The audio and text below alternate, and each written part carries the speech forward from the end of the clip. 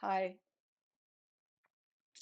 I'd like to share a question that I've been engaging with for a long time, and that is, it's simple.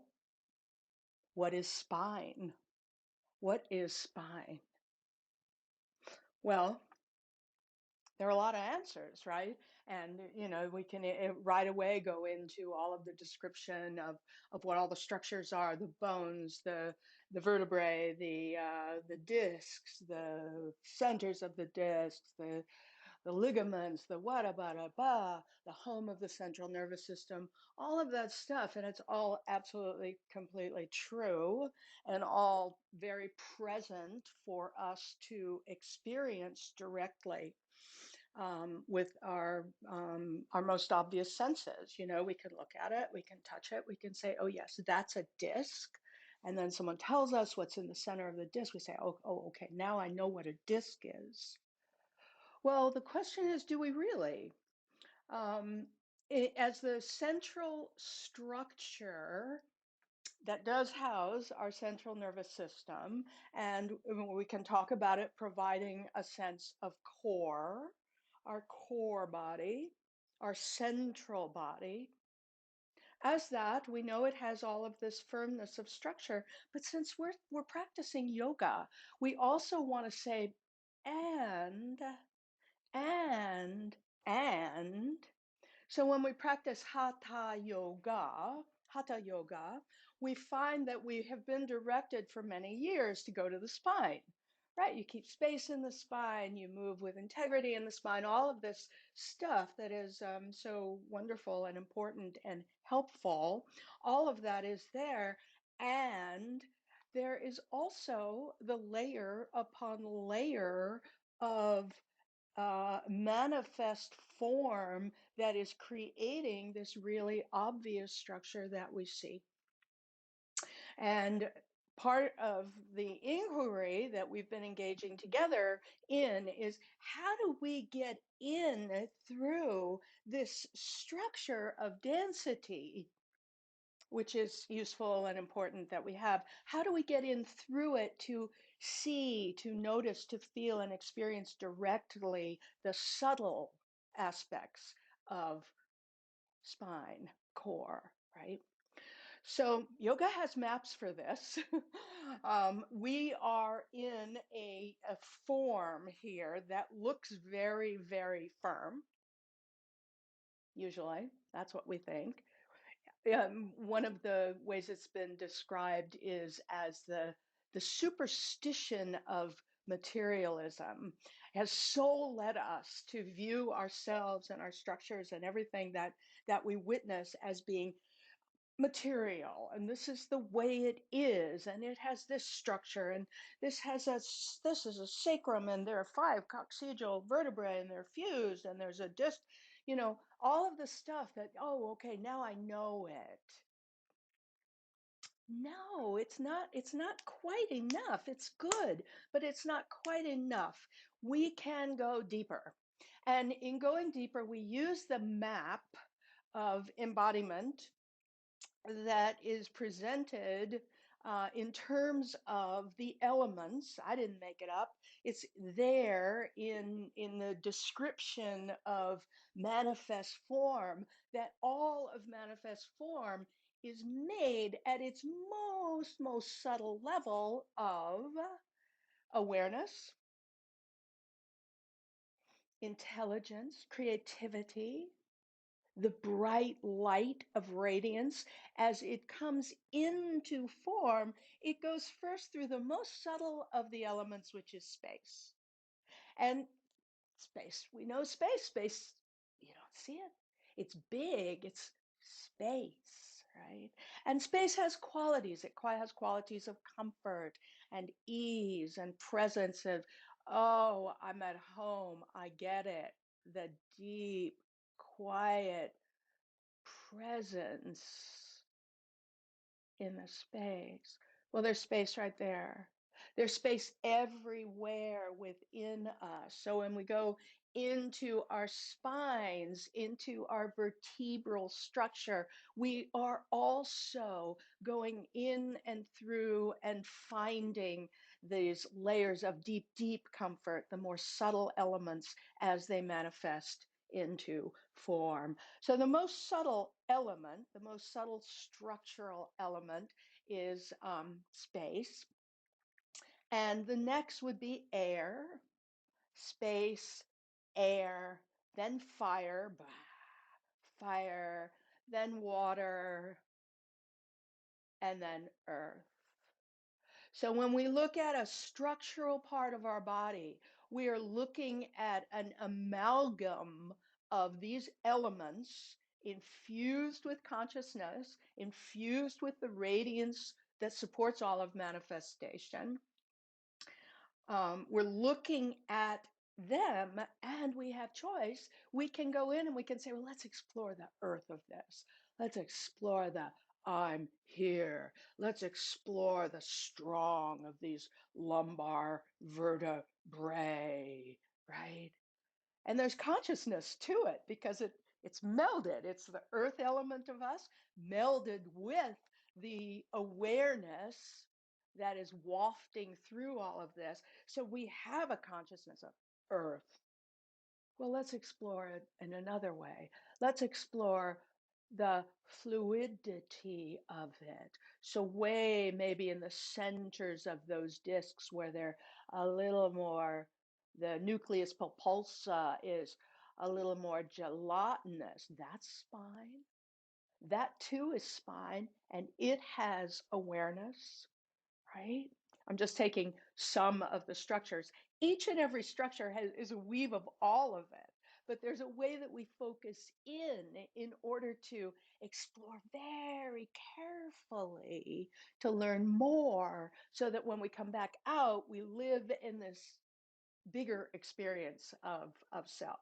So we've got the earth, the and then we've got oh, this fluidity, the water, right? We could be in the organs or the blood when we're in the water. We could be in anything.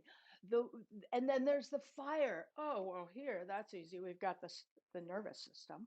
That's bright. That's clear. That's fire, decision making, thinking, fire. And then air.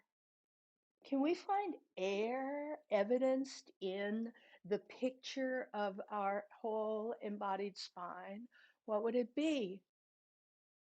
It's the quality of heart. Air is present in all of this awake alive structure. So we're getting into a little bit more of a little more expansive concept of spine, for example, when we go to air. And then the biggest thing happening, the biggest, when I say thing, part of the manifest world is space. And it's so big.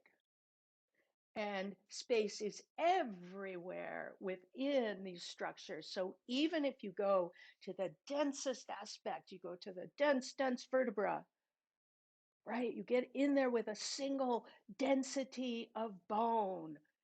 If you go in far enough, microscopic inner inquiry, vision, and go, it will burst open into space because space is the biggest thing happening.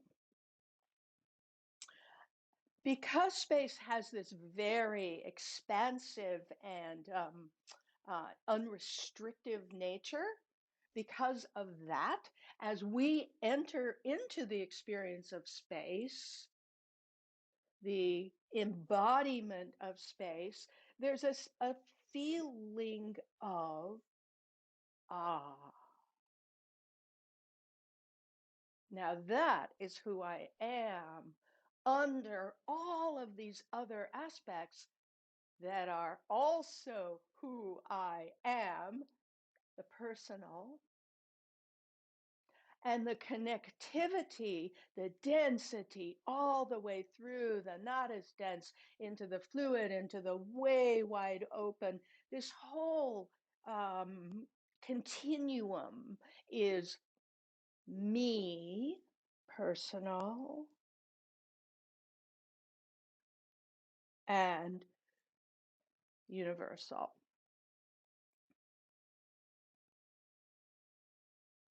So often we will look at these concepts and embodying these elements in through ourselves. Often we will look at it from the perspective of the spine. Hatha yoga takes us to the spine very often, and of course, as the home of the central nervous system, right? There's that, oh, I am here, I live here. This is, I am here, I am at my center. We use that spine, center, and then we go in layer upon layer and back out, and we go in again. And in this journeying in and out, we use skillful means. We pay attention, we settle down, we pay attention, right? That's called meditating. We meditate, we pay attention, and we practice radical acceptance of what we explore inside. It doesn't mean we can't do something about anything we want to do anything about. We always can. We can do anything. We want to take skillful action in the world. But as we journey in through ourselves, we make a deal in a certain way that we recognize that if we live in resistance to what we find inside, we will get wrapped up in that resistance, and that effectively hinders our trajectory inward. We get caught, right? So we know this place. We all get caught. So using the concept, the practice of santosha, which is acceptance of what we find. Not that we have to keep it. We can change things, but we need to say, oh, yes, and that is the way it is. That, okay. Without inferring non action, we acknowledge what is true. Acceptance. And the continuity of paying attention and continuing to practice, continuing to delve. And that is vairagya. No, that's not vairagya. It's abhyasa, it's practice. Vairagya is the yield to the results of practice.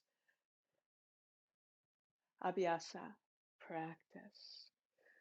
Wash the practice through you. Vairagya. Santosha, pay attention. Pay attention with acceptance. Viveka, the other one.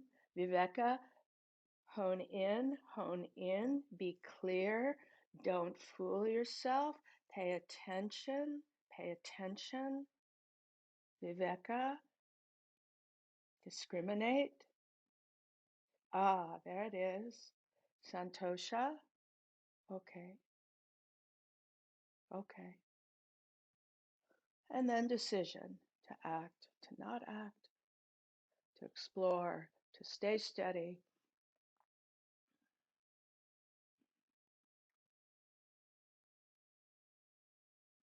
So we do this in the spine, and we do it by going in through all of the structures and their functions.